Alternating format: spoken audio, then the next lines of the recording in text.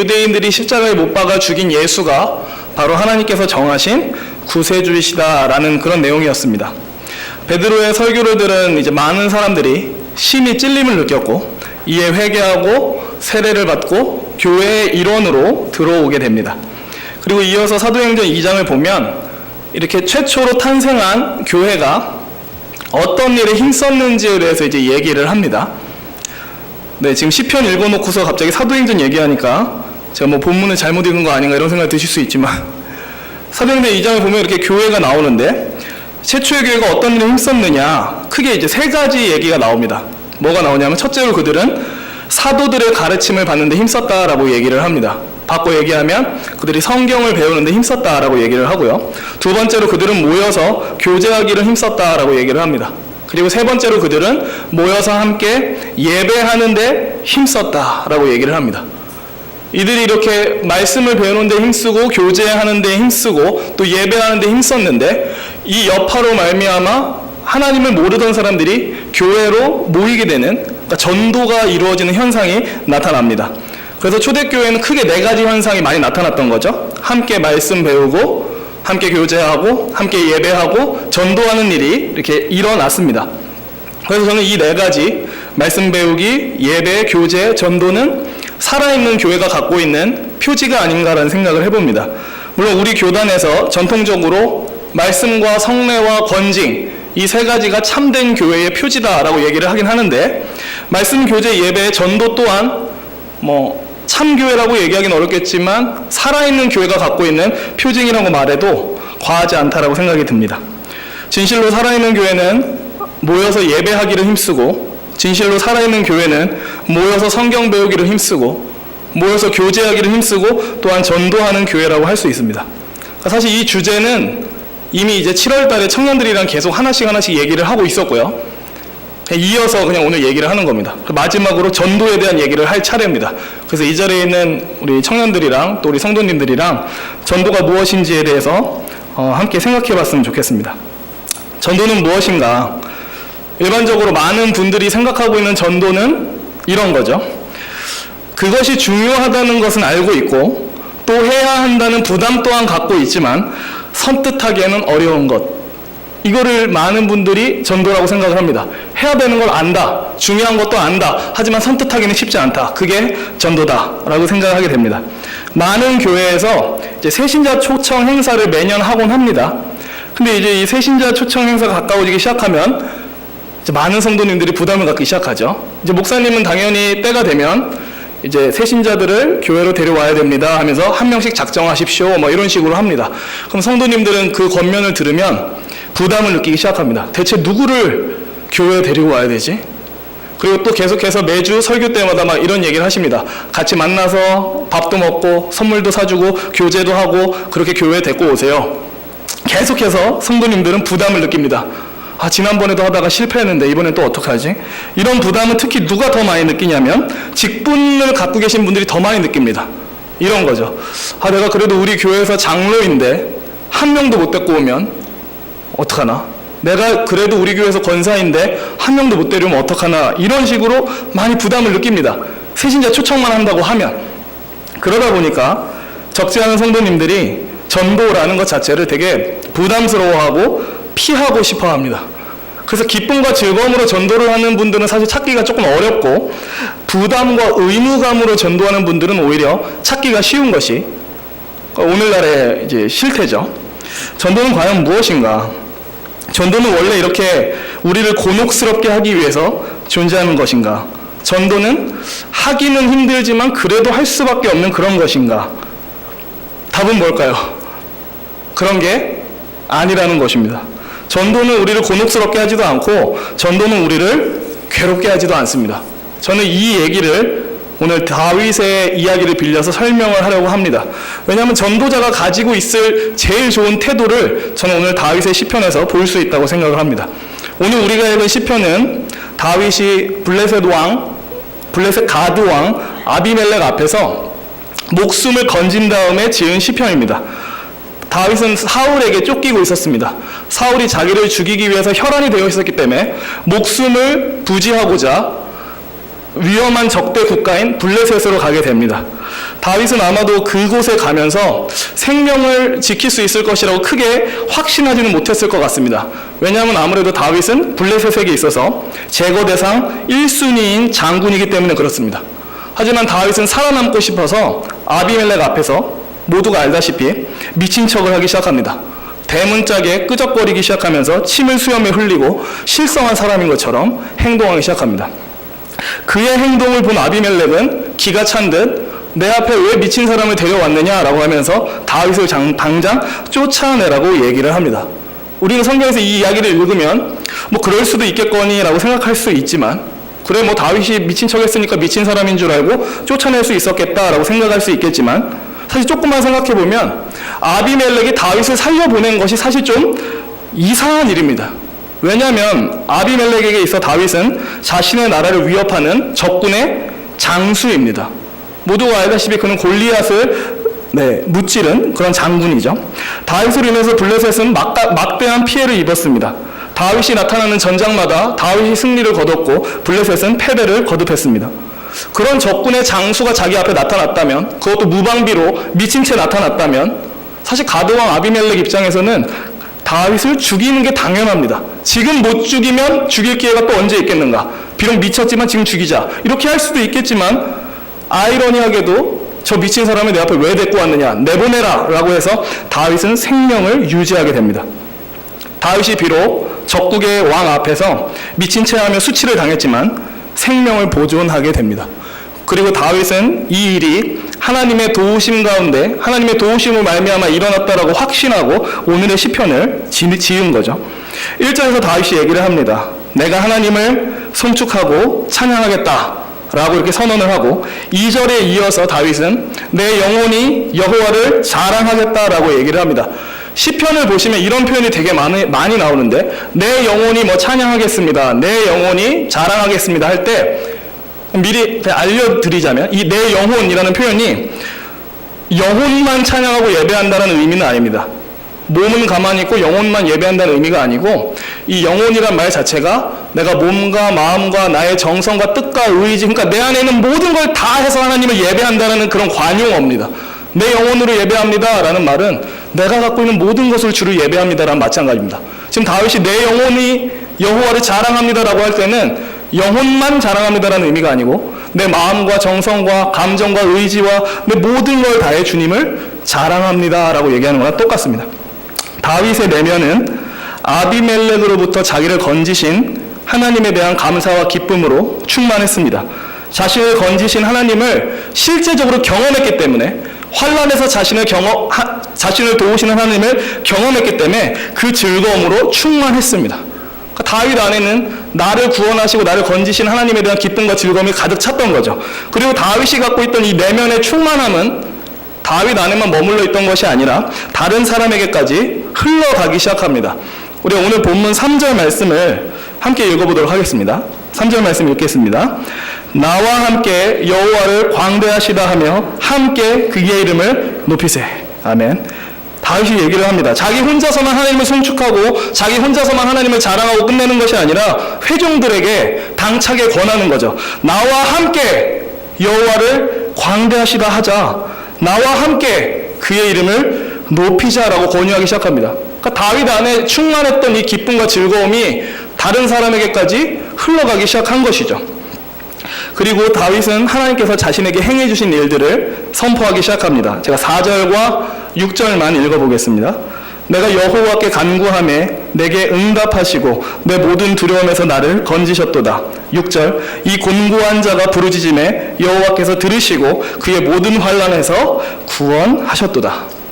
그러니까 이 시편 34편을 쭉 읽어보시면 읽기 전에 다윗이 어떤 상황이었는가를 살짝만 생각하신 다음에, 지금 다윗이 아비멜렉 앞에서 생명을 보존했구나, 하나님의 도우심은 살아남았구나를 생각한 다음에 이 34편을 쭉 읽으면 어떤 정서가 느껴집니다. 다윗의 감정이 느껴져요. 저는 이런 감정이 느껴졌습니다. 다윗의 이 가슴이 이게 터질 것 같다라는 그런 느낌을 받았어요. 뭐 이렇게 말하진 않았을 겁니다. 나와 함께 여호와를 광대하시다 하자, 나와 함께 찬양하자, 이렇게 얘기하지 않았을 겁니다. 그 안에 하나님을 경험한 그의 구원을 즐거워하는 마음으로 터질 듯한 가슴으로 얘기했을 겁니다. 나와 함께 나와 함께 예배하자 이렇게 얘기했을 겁니다. 34편을 읽으면 저는 다윗의 그러한 정서를 느끼게 됩니다. 하나님을 단순히 지식을 넘어서 체험적으로 도우시는 하나님을 경험한 그가 터질 듯한 가슴으로 이 노래를 한다라고 저는 생각이 들었습니다. 그리고 8절에 이르러서 그는 회중들에게 이렇게 권면을 합니다. 우리 8절도 한번 한 목소리로 읽어보도록 하겠습니다. 너희는 여호와의 선하심을 맛보아 알지어다. 그에게 피하는 자는 복이 있도다. 아멘. 이게 되게 좋은 표현인 것 같습니다. 너희는 여호와의 선하심을 맛보아서 알아라. 여호와의 선하심을 맛보아서 알아라. 들어서 아는 것도 아니고 관념적으로 아는 것도 아니고 실제 맛을 봐서 알아라 라고 얘기를 합니다. 이 표현이야말로 저는 성경에서 말하는 암 혹은 지식이라는 단어를 정확히 표현해 준다고 얘기를 할 수 있을 것 같습니다.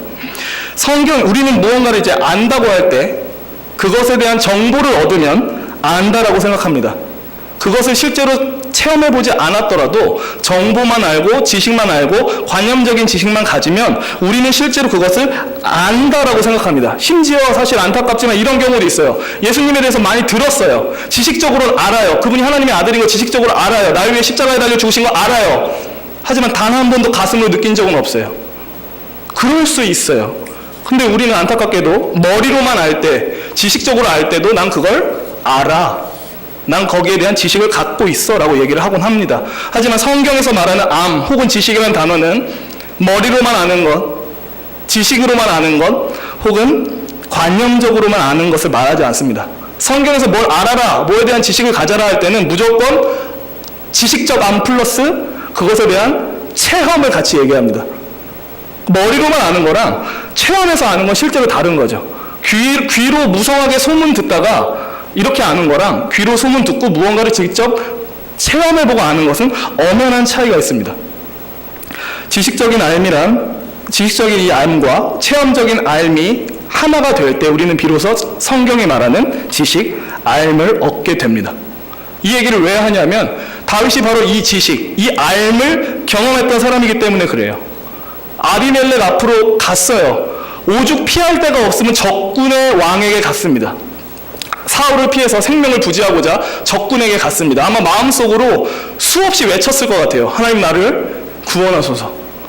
주여 나의 생명을 보존하소서. 당신이 기름 부으셔서 세우신 나를 보존하소서라고 그러니까 상상이지만 마음속으로 끊임없이 되뇌이며 그 가도왕 아비멜렉에게 갔을 거라고 생각합니다. 그리고 동시에 아비멜렉 앞에서 미친 채 헤아렸습니다. 어떤 결과가 나타날지는 알지 못합니다. 다윗은. 그저 마음속으로 하나님께 부르짖고 환난 가운데 구해달라고 할 뿐. 근데 놀랍게도 아비멜렉이 이 절호의 찬스를 놓치죠. 다윗을 죽이지 않기로 합니다. 그냥 저 미친 사람을 내 앞에서 내보내라. 누가 데리고 왔느냐? 다윗은 살게 됩니다. 구원하시는 하나님에 대한 지식으로 남은 것이 아니라 실제로 아비멜렉의 손에서 살아남으로써 하나님의 구원하시는 손길을 직접적으로 경험한 것이죠. 관념적인 지식을 넘어서 체험적인 지식까지 같이 얻게 된 겁니다. 성경에서 말하는 참된 지식을 얻게 된 거죠. 선하신 하나님을 맛보아서 다윗은 알게 되었습니다. 그렇기 때문에 그는 부풀어오는 가슴을 갖고 회중들에게 이렇게 외칠 수 있었던 거죠. 너희는 여호와의 선하심을 맛보아 알지어다. 들어서 알지 말고 관념적으로 알지 말고 지식적으로만 알지 말고 맛을 봐서 알아라. 체험적으로 알아라. 지식과 체험이 하나 되어서 올바른 지식을 소유해라 라고 얘기를 합니다. 저는 이 다윗의 외침, 너희는 여호와의 선하심을 맛보아 알지어다, 이 말 자체가 사실은 전도라고 생각을 합니다. 계속 얘기를 해보겠습니다. 전도는 억지로 마지못해서 하는 그런 것이 아닙니다. 해야 한다는 부담감 때문에 안 할 수는 없으니까 해야 하는 그런 것이 아닙니다. 전도는 하나님을 맛본 자들, 그러니까 하나님을 체험적으로 안 사람들이 그것을 자랑하는 거예요. 하나님을 체험적으로 안 사람들이 그거를 드러내는 겁니다.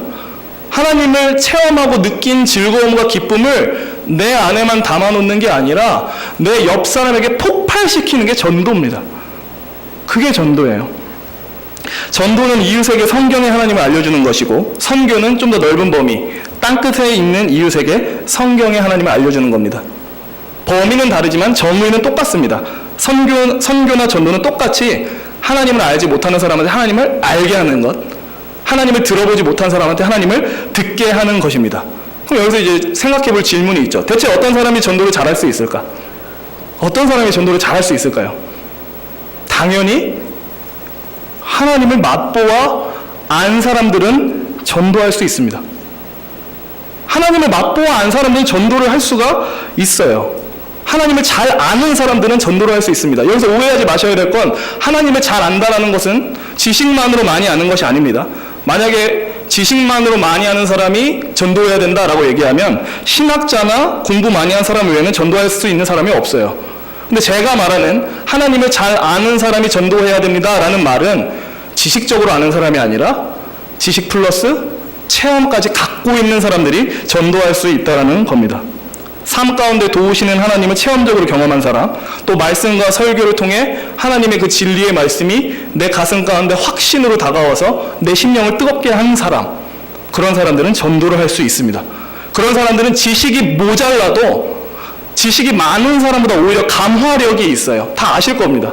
많이 아는 사람이 무덤덤하게 전도하는 것보다 많이 알지 못해도 하나님을 맛보아 안 그 뜨거움을 갖고 있는 사람의 몇 마디가 훨씬 더 힘이 있습니다. 전도는 누가 할 수 있는가? 하나님을 맛보아 안 사람들이 할 수 있습니다. 그런 사람들에게 전도는 괴로운 것이 혹은 억지로 해야 되는 의무가 아니게 됩니다. 또 말씀드리고 싶은 것은 하나님을 알게 된 사람들, 하나님을 맛보아 알게 된 사람들은 필연적으로 하나님을 즐거워하게 됩니다. 그러니까 하나님을 즐거워하게 돼요. 예전에 하나님을 몰랐을 때 하나님은 즐거움의 대상이 아닙니다. 하지만 하나님을 맛보아 알기 시작하면 하나님은 나의 즐김의 대상으로 변합니다. 하나님을 아는 게 즐겁고 그를 발견하는 게 즐겁고 그에 대해 깨닫는 게 즐거워지기 시작합니다. 이건 아마 하나님을 맛보아 안 경험을 일생에 단 한 번이라도 해보셨다면 모두가 동의할 수 있는 그런 내용이죠. 이전에 알지 못했던 하나님을 알게 되면 우리의 영혼이 즐거워합니다. 우리의 인격, 전인격이 기뻐합니다. 이전에 보지 못했던 하나님의 아름다움을 직면하는 순간 우리는 하나님이 이렇게 좋은 분이시구나. 하나님이 이렇게 흠모할 만한 분이시구나. 하나님이 이렇게 사랑스러우시고 내게 가슴 벅찬 분이시구나 라는 것을 그냥 느끼게 됩니다. 그리고 이런 사람들의 특징은 시키지 않아도 전도를 하게 돼요. 시키지 않아도 옆 사람한테 하나님에 대한 얘기를 그냥 하게 됩니다. 하나님을 즐거워하는 것이 내 안에, 그 사람 안에 차고차고 흘러 넘치기 때문에 시키지 않아도 그 사람 입에서 하나님에 대한 얘기가 나오고 그 사람 입에서 하나님에 대한 정보가 나오기 시작합니다. 이게 바로 전도인 것이죠. 그리고 특별히 하나님을 맛보고 경험한 게 정말 강렬했던 사람들은 이제 아마 선교까지 가게 되는 거 아닌가라는 생각까지 해봅니다. 그래서 다시 한번 말씀드리지만 전도는 사실 억지로 짊어지는 의무가 아닙니다. 억지로 강요한다고 되는 것도 아니고 말씀드리자면 전도는 우리 안에서 흘러 넘치는 겁니다. 하나님을 맛보아 알아서 내 안에 생긴 기쁨과 즐거움이 내 바깥에까지 흘러 넘치는 겁니다. 그러니까 저는 예수 그리스도를 저의 구세주로 받아들이고 회심했던 때가 기억이 납니다. 제가 18, 19살 이 기간에 회심을 하게 됐는데 그때를 생각해보면 그 날이 저는 여름 수련회 때 하나님을 경험했는데 그 날이 저에게는 하나님을 실제적으로 안 날이었습니다. 예수님이 나의 죄를 대신에 십자가에 달려 죽으셨다는 사실은 너무 많이 들었어요. 오히려 설교 시간에 그 얘기하면 이제 그만 딴 얘기 해주세요 라는 마음이 들고 있었어요. 근데 이제 의문이 들었던 거죠. 머리로만 아는 것 같다. 내가 가슴으로는 예수 그리스도의 십자가를 모르는 것 같다는 생각이 들어서 또 하나님이 그것에 대한 갈망하는 마음을 주셔서 그때 많이 기도하고 하나님을 찾았습니다. 길게 얘기하지 않겠지만 저는 그 고2, 고3 때를 기점으로 예수 그리스도께서 나를 대신에 십자가에 달려 죽으셨다는 사실이 머리를 넘어서 가슴 깊숙이 그때 내려왔습니다. 나를 위해 십자가에 달려 죽으셨구나라는 사실이 그때 처음으로 제 가슴을 진짜 때렸어요. 하나님 앞에서 최악의 죄인인 나는 이렇게 사지 멀쩡하게 살아있는데 아무 잘못 없는 하나님의 아들이 십자가에 달려 죽으셨다는 사실이 저한테 이해되지 않았습니다. 그게 저한테 너무 충격적으로 다가왔어요. 그리고 하나님이 나를 얼마나 사랑하시고 내게 얼마나 값없는 호의와 애정을 베푸셨는지 그때 알았습니다. 그러고 나서 나타난 현상은 뭘까요? 봉사를 시작했어요. 하나님이 너무 좋아서, 예수님이 너무 좋아서 그냥 봉사를 시작했어요. 또 뭘 했냐면 아무도 시키지 않았지만 제 주변 친구들한테 교회 가자고 얘기하기 시작했습니다. 좋으니까. 나만 예수님 알고 있기 아깝다. 너도 알아야지. 너 모르잖아. 이런 마음이 들면서 전도하기 시작했습니다. 물론 그렇다고 전도가 잘 된 건 아닙니다. 친구한테 교회 가자, 예수 믿자 그러면 친구는 항상 이렇게 얘기를 합니다. 너나 믿어라. 물론 김이 세지만 제가 말씀드리고 싶은 것은 전도를 저를 억지로 하지 않았다는 겁니다. 제 안에 하나님을 향한 즐거움과 기쁨이 차고 넘치니까 그냥 저절로 하게 되는 게 전도였다고 얘기를 하고 싶은 겁니다. 또 한 가지 이제 생각해 볼 것은, 그러니까 우리가 하나님을 즐거워하고 기뻐하는 것이 이제 흘러 넘쳐야 전도를 하게 된다라고 얘기를 제가 하지 않았습니까? 근데 우리가 아무 이유 없이 하나님을 즐거워하거나 기뻐하지는 않습니다.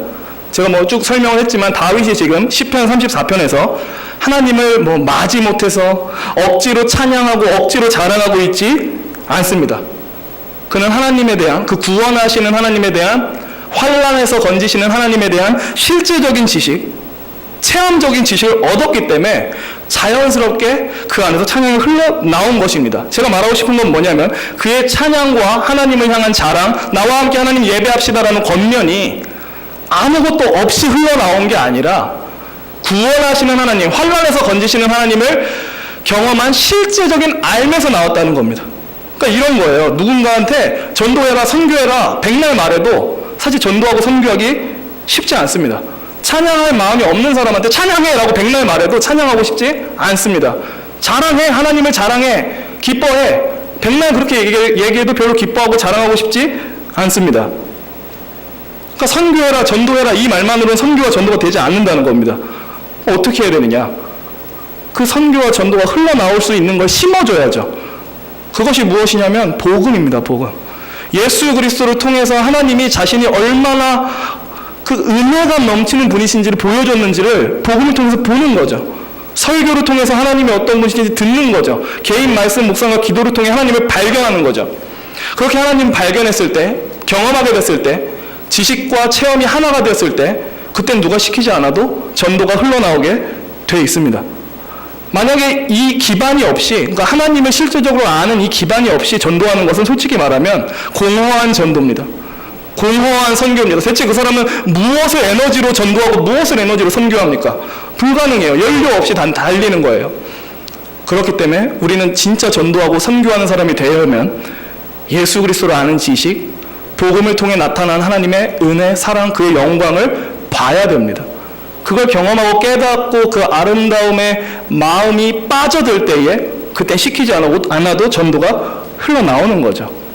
그래서 오늘 찬송가에 나 항상 듣던 말씀 주 예수 크신 사랑 곧 들려주시오, 이 찬송을 제가 고른 것이, 그러니까 우리가 연료 없이 선교하고 전도하는 게 불가능하다는 겁니다. 우리가 진짜 전도자가 되고 싶고 선교하는 사람이 되고 싶다면 설교에 귀 기울이고 말씀 묵상에 귀 기울이고 또 넘어서서 좋은 서적을 통해서 하나님이 우리에게 어떤 은혜를 베푸셨는지에 대한 이해를 더 가질 필요가 있습니다. 제가 이번 휴가 기간이었는데 더워서 아무 데도 안 갔습니다. 그냥 집에 있다가 너무 더우면 책 들고 카페 가서 책 읽었는데, 이번에 청년들과 함께 수련회 때 나눌 주제를 적힌 책을 갖고 와서 읽었어요. 굉장히 유익했습니다, 저한테. 그거를 이제 청년들과 얘기할 건데, 청년들이 수련회 많이 가야 되는데 굉장히 유익했는데 뭐 여기서 얘기할 수는 없습니다. 하지만 알게 된 건 이거예요. 하나님이 우리에게 허락하신 구원이 영원전부터 시작됐고 하나님이 어떠한 과정으로 이 구원을 이끌어 가셨는지를 봤습니다. 감격스럽죠. 나 하나의 구원이 영원전부터 시작됐구나. 그러니까 제가 말씀드리고 싶은 건 뭐냐면 우리 안에 연료가 필요하다는 겁니다. 복음을 통해서 하나님을 알아야 되고, 복음을 통해 예수 그리스도를 알아야 되고, 성경 말씀을 통해 하나님을 알아야 됩니다. 지식을 넘어서 가슴까지 내 마음을 때릴 때까지 그 말씀을, 진리를, 하나님을 알아야 됩니다. 이 과정을 거쳤을 때 우리는 연료가 있는 전도, 연료가 있는 선교가 가능하게 됩니다. 그래서 우리는 전도하기 싫고 선교하기 싫다라는 마음이 들면 어떻게 해야 됩니까? 하기는 싫지만 전도해야지 하면서 스스로를 채찍질하면 될까요? 물론 그렇게 하면 될 수는 있어요. 억지로라도 할 수도 있습니다. 그리고 또 억지로 하다가 은혜 받을 수도 있어요, 신기하게. 하지만 그것이 정답이라고 얘기하기는 어려울 것 같습니다. 자칫 공허한 전도, 공허한 선교가 될 수 있기 때문에 그렇습니다.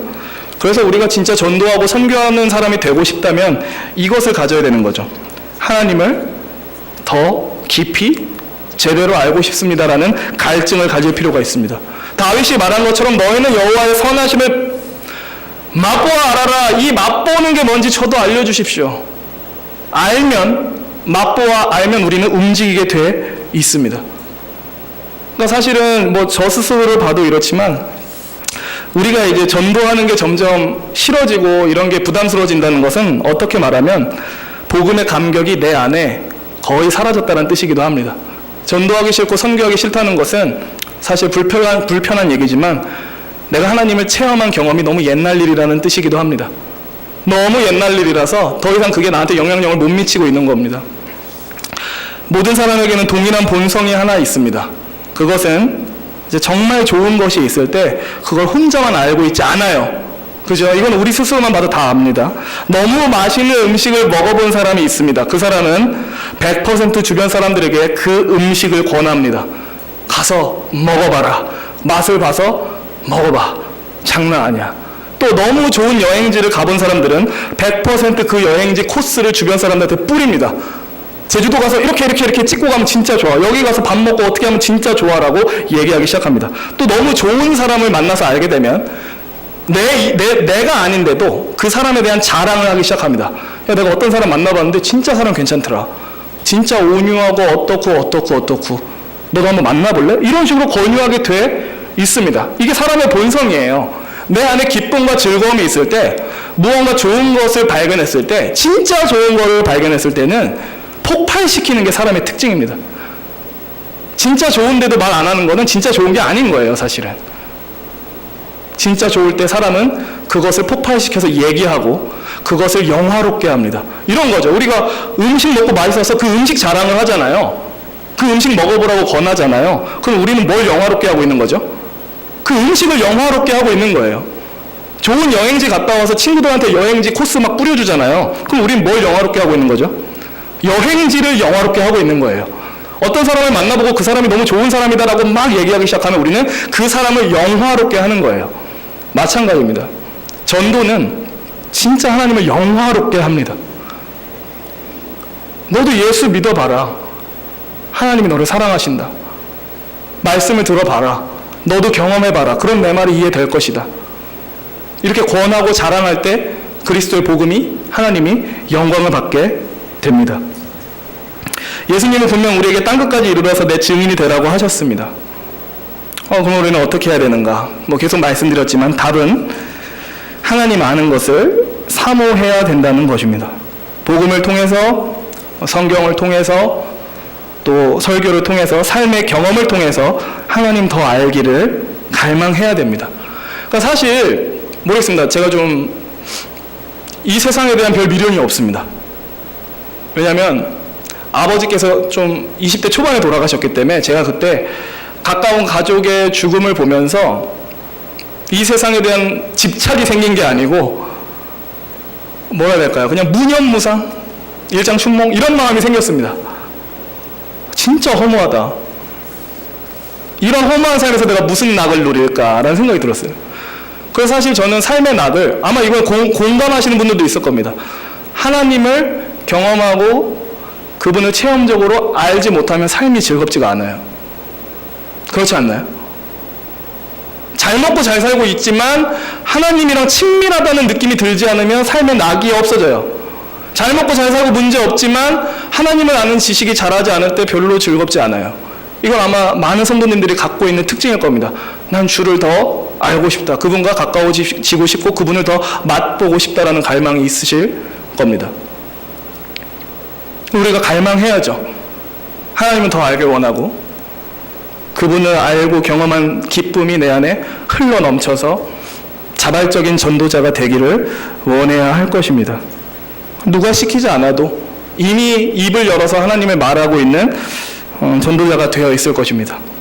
그래서 이 자리에 있는 저를 포함해서 우리 성도님들 모두가 하나님을 더욱더 알고 지식과 체험으로 알았기 때문에 하나님을 기뻐하고 즐거워해서 그것이 흘러 넘쳐서 자연스럽게 전도하는 그런 자발적인 전도자들이 될 수 있기를 주님의 이름으로 기원합니다. 아멘.